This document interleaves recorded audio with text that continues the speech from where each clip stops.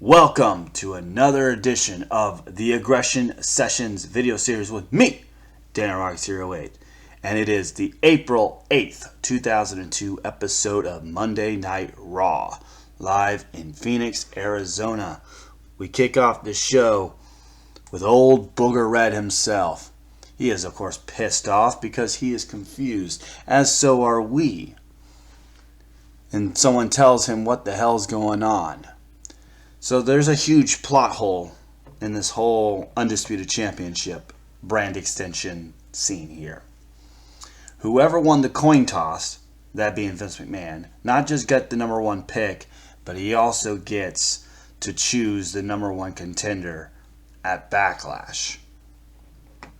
Which begs the question, if we have an Undisputed Champion, he's on both Raw and SmackDown, how do we determine the number one contender? So again, huge plot holes. And that's basically what he does.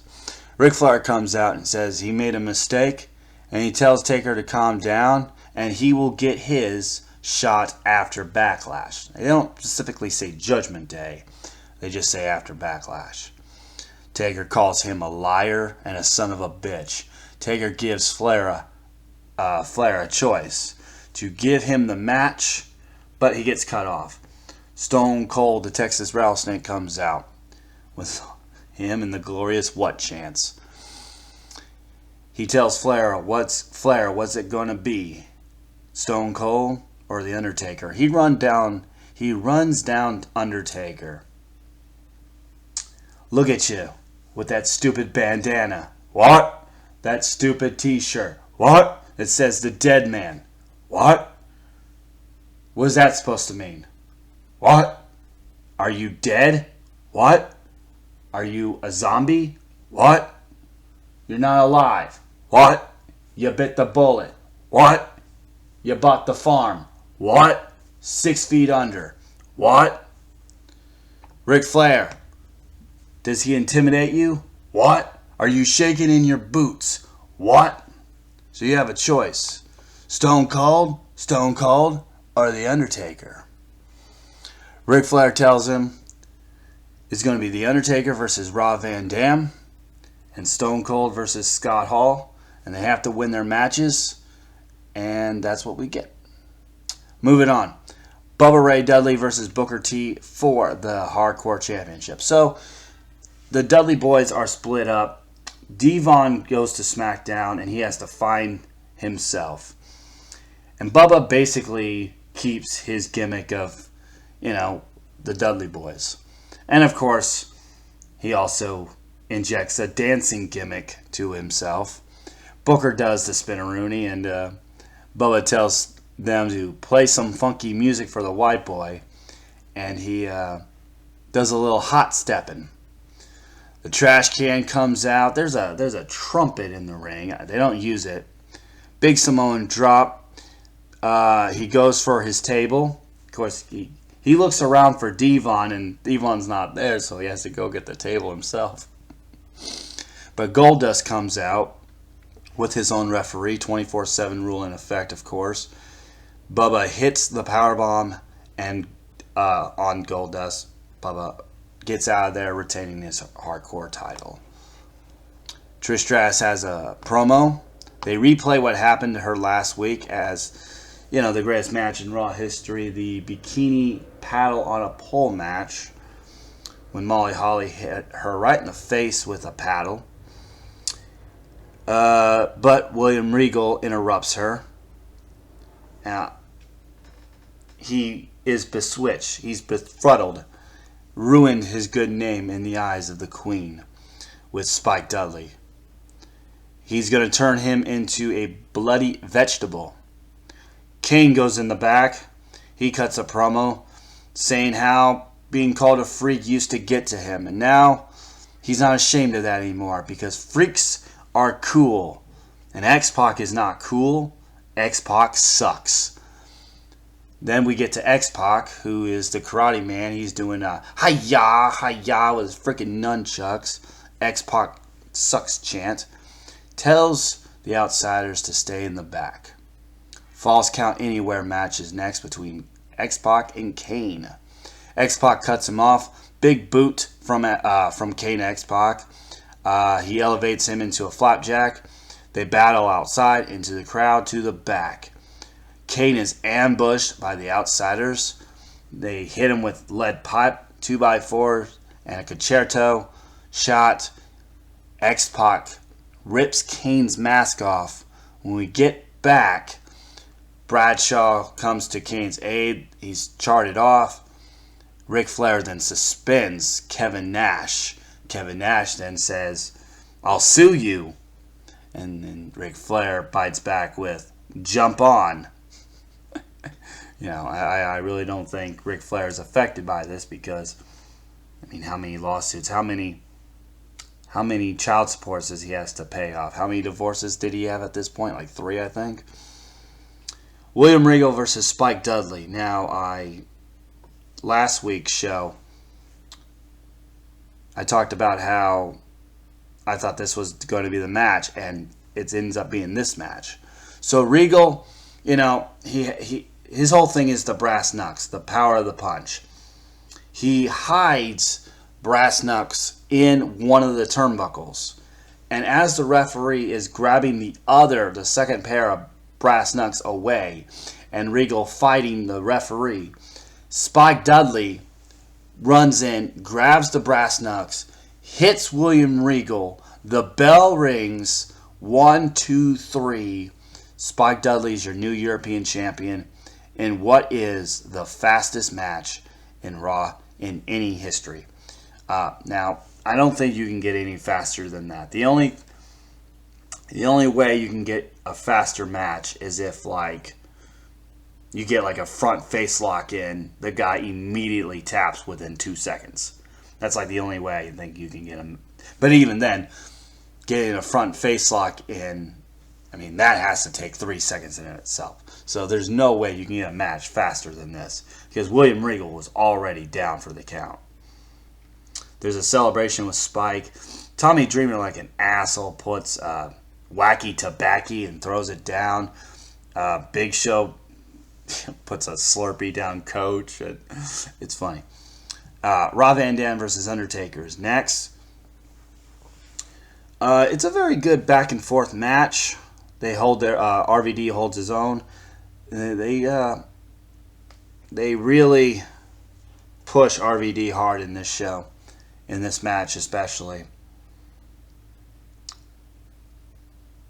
He takes the bigger man down quite a lot, hits the Van Daminator, goes for a frog splash, but sees Eddie Guerrero on the outside in the corner of his eye. He hits the splash on Eddie, takes Eddie down. Taker gets the upper hand with the choke slam. There's a kick out. The last ride gets denied. RVD hits him with his spinning heel kick. Goes to the top. Hits a top rope karate kick. Goes for the frog splash. Hits the frog splash. However, Eddie Guerrero hits him in the head with the Intercontinental title. Referee does not see this. Kick out. Last ride is too much for the 3. So they really put over Rob Van Dam big time in this match, where it took Undertaker the last ride, a choke slam, and help from Eddie Guerrero to beat him. Trish Stratus versus Molly Holly with Jazz on commentary. Jazz doesn't really say anything. She just stares a hole in the ring into Trish Stratus the whole time. It's a competent match. It's actually a decent enough match. They are in the outside. Trish is jaw-jacking it with Jazz. Jazz then hits Trish right in the face with the belt. So second time in a row that Trish gets knocked out with an object. Molly Holly takes advantage and gets the pinfall. And then Jazz beats the crap out of her again. Paul Heyman and Brock Lesnar are backstage. And finally, we get back. They're in the ring. They're cutting a promo now. Hearing Brock Lesnar's theme music at this point is really, really strange. It kind of sounds like stripper music. So Paul Heyman runs down. And, it's a typical Paul Heyman, Brock Lesnar promo. Talking about how he's the beast. He's the next big thing. So Paul Heyman talks about how he's the man who managed Steve Austin and turned Steve Austin into Stone Cold. He's the man who took The Undertaker into the Dead Man. And he keeps on saying historical fact, historical fact. He said that ECW was the catalyst that made the Attitude Era what it was. And he can spot the next big thing, and that being Brock Lesnar. In comes the Hardy Boys. They attack Brock Lesnar. They want retribution from last week. Brock Lesnar is just too much to handle. He dumps them both over the top. Hardy Boys fired back with chair shots. And these chair shots that Brock Lesnar takes are two of the nastiest chair shots you'll ever hear. The shot that you hear from the chairs banging right off of his face is insane. And you know what? Brock Lesnar just absorbs it like he's a fucking Terminator or something. Next up, Big Show versus Mr. Perfect. Not much of a match, but Mr. Perfect kicks him right in the uprights, right in his little Big Show balls. And then he does get the perfect plex, which is very impressive, but doesn't get a whole lot. Doesn't even get a 2 count. The chokeslam gets 3. Stone Cold storms in Flair's office and sits at his desk. When we come back, Flair says to clear the air with Stone Cold, if he beats Scott Hall, it will be Undertaker versus Stone Cold at Backlash, #1 contender to face Triple H or Hogan at Judgment Day, basically. Stone Cold versus Scott Hall is our main event. It is the Castro GTX Stacker 2 Tobacco is Wacko JVC fucking Lugs main event of the night. Whatever typical sponsorship they had. Lugs, Stacker 2, Skittles, Fruity. It's delicious. WrestleMania rematch to face The Undertaker for Backlash. They have a solid enough match. Again, not as good as WrestleMania rematch. X-Pac gets involved. There's a ref bump. Taker runs down, attacks Steve Austin. Bradshaw joins in. Bradshaw doesn't have a match here, but he helps out. He comes to the aid of Kane and he takes down Undertaker. They brawl into the crowd. So obviously Bradshaw once again getting into NWO business. Hall gets the 2. He goes for a fallaway slam and the Razor's Edge. There is another referee bump. Flair gets in the ring, grabs X-Pac, smacks him around. He hits him, and then Austin hits the stunner on Pac, hits the stunner on on Scott Hall for the 3. 1, 2, 3. Flair goes to raise his arm, but Austin hits him with the stunner, and that's how we close Raw. So, to clear the air, a lot of confusion, as I said, from the brand extension, like who gets the title match, who gets the title opportunity. So now, at Backlash, it will be The Undertaker versus Stone Cold Steve Austin, #1 contendership after Backlash. Doesn't necessarily mean Judgment Day, I suppose. And then we get the Battle of the H's, Hollywood Hulk Hogan versus Hunter Hearst Helmsley. So, there you go. That's Raw. Alrighty. Next up, Smackdown, April 11th, 2002. The Beautiful People. Kurt Angle comes out once again, jaw-jacking. He is completely puzzled why Vince McMahon named Hulk Hogan the #1 contender when he himself has beaten tougher Iranians and tougher Russians than the Iron Sheik and Nikolai Volkov. He is better than everybody else. He is an Olympic champion. He requested a non-title match against Triple H, which will be the main event. He will prove to Vince what would have happened had it been Kurt Angle versus Triple H. And then he talks about the what chant. What chant this, what chant that. And he talks about how Austin is not on Raw. And he demands that the crowd chants, "It's true, it's true." Out comes Edge. And Edge talks about how they've been having a lot of problems. He challenges Angle to a match at Backlash. And then Edge comes up with his own chant for Kurt Angle. The "You Suck" chant. So every time Kurt Angle talks and every time his music hits, the "You Suck" chant. So that's the birth of the "You Suck" chant. You can thank Edge for that one.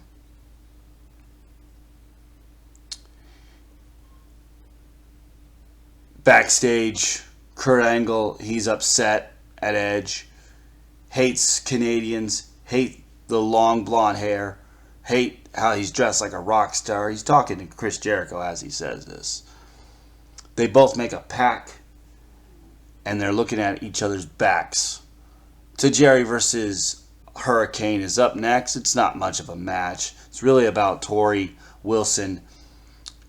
She comes out in this, one of those Japanese wife attires, and Tajiri runs her down in Japanese again. Billy Kidman comes out and punks out Tajiri.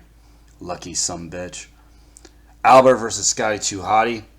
Not much of a match. Mostly a squash match. Albert beats him up quite a lot. Scotty does get him down for the warm, but he didn't learn from last time. Bicycle kick right to the face. The bottle bomb for the 3. Albert beats him down some more, but Rikishi comes in for the save. Savate kick, and out goes Albert. It's nice seeing Rikishi and Sky 2 Hotty back together, looking fly today. Rikishi and Too Cool, get down, get funky, do the warm, but don't you sit in that corner. He'll back that ass up, back that ass up, back that ass up. Maven, Al Snow, Billy, and Chuck. Rico runs down how ugly Maven's eyebrows are and how he needs to wax them.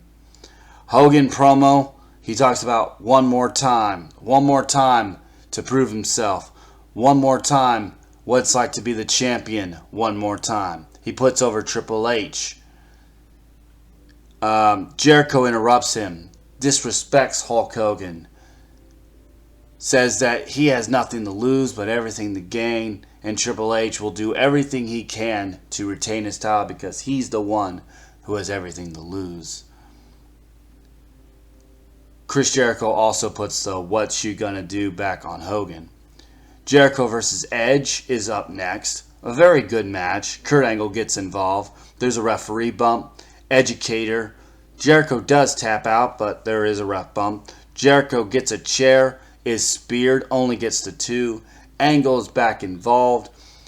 Jericho rolls him up for the 3, holding a pair of tights. Edge and Kurt Angle, they brawl in the back. Jericho gets involved. Angle slam on the concrete floor. And Hogan, of all people, comes to the aid of Edge. But the damage is done now. Now that's just a little taste of what we're going to get in the future. Because come July 4th, 2002 episode of Smackdown, that's when we get real American Hogan back. And we get Hogan and Edge winning the tag team straps. Can't wait for that one. And then we get another famous moment on SmackDown. It's the personal assistant. Vince McMahon, he comes out. He talks only the way he can. They bring out a couple of women, I hope they got their $500 or $200 or wherever they got paid. Out comes Stacy Keibler. She's not going to tell him what her assets are. I mean, the girl has 42-inch legs. I mean, come on. Instead, she's going to show him. And yes, This is where we get the infamous Vince Gasm meme, the gif, where he falls back in his chair and he has that face. Then, as if that wasn't big enough, so we get the "You Suck" chants, the meme. Then, my personal favorite is next. The Reverend Devon. Not officially born, but it is pretty much conceived here. Then we're in the parking lot. Mark Henry and a bunch of other WWE superstars are there. DDP, Farouk, a couple other SmackDown talent. Test. They're going to do this World's Strongest. It's going to be a challenge. Mark Henry says he can stop He can stop the limousine as Test is driving it with his legs for 30 seconds. It's a big bet. He ends up doing it and proving his feats of test of whatever the fuck you say. But Test doesn't stop immediately. It really, really hurts Mark Henry. Chuck versus Al Snow. Decent enough match. Al Snow gets a snow plow. And really the commentary, Taz just runs down Maven's ugly eyebrows. In the locker room we have Triple H and Hulk Hogan. Hogan offers that Triple H and him have a pact too. He offers to have his back in his main event with Kurt Angle. But Triple H declines. He puts the belt over, saying, in this business, this is the ultimate prize. And I fought so hard, and I'm not going to let it go. So until Backlash, you stay out of my business. He also calls himself the King of Kings. More on that a little later on. No remorse, no regret. Hogan says no one has played the game more than him. And he always asks, what you gonna do, brother Jack, dude?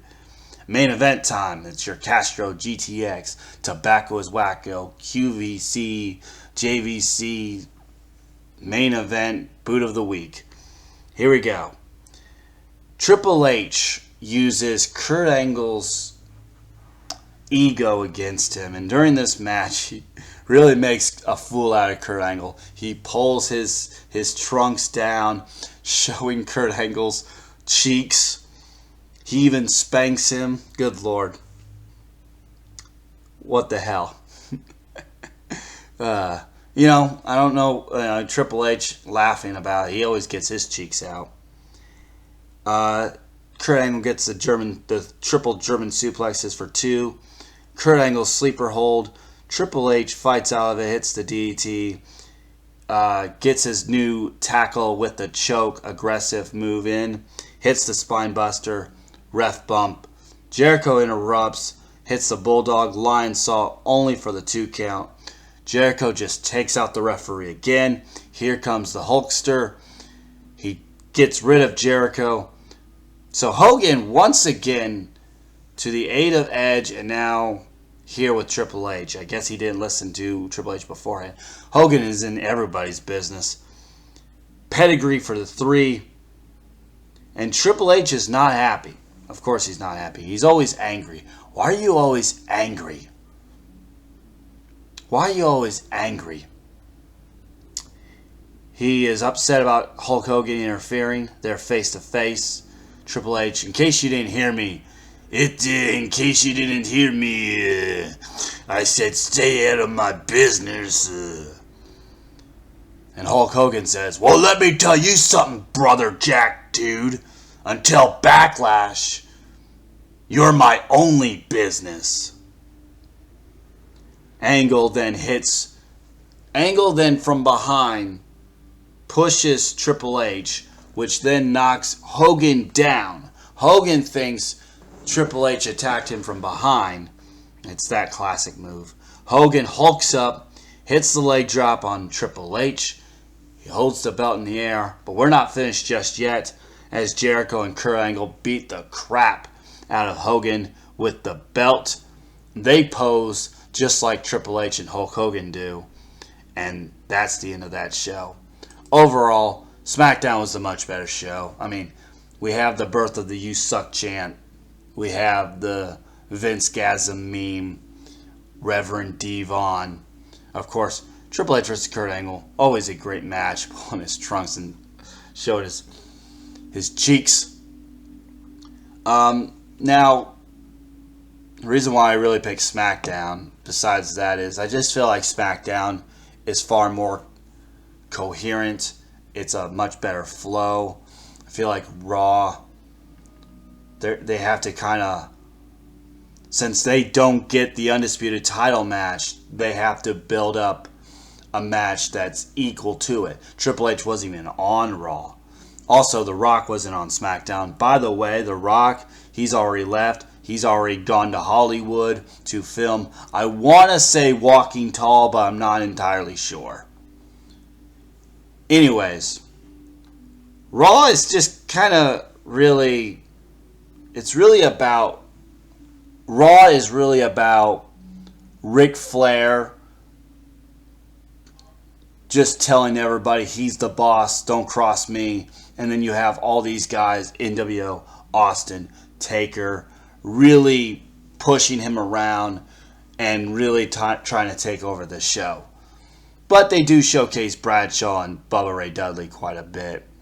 SmackDown does that with their lower tier card guys, with Maven, with Scotty, especially with Edge, with Rikishi as well.